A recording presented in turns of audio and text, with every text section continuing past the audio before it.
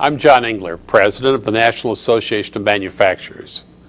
We've been hearing a lot of misleading, negative rhetoric from candidates lately about trade, especially NAFTA, the North American Free Trade Agreement. Well, it's time to set the record straight. Free trade agreements create good jobs, sharpen U.S. competitiveness, and they keep our economy growing.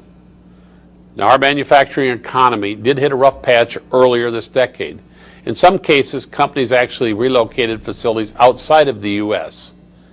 We also faced increased competition from Asia, particularly China. But there are two critical facts that frequently are overlooked by candidates who want to blame manufacturing job losses on NAFTA. First, America's trade deficit with Canada and Mexico has shrunk since the agreement was finalized in 1994.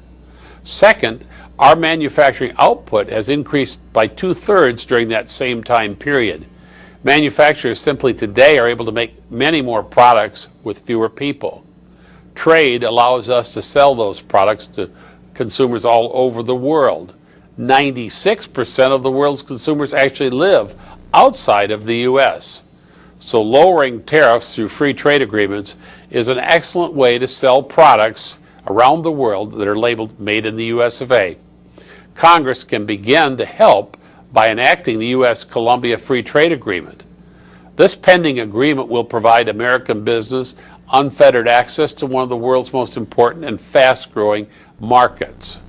It will also be a step toward leveling the global playing field for manufacturers. Now is the time to take action.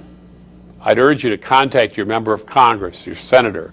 Urge them to help manufacturers fight the good fight by expanding free trade, by opening up markets in places like Colombia, in Panama, and yes, even in Korea.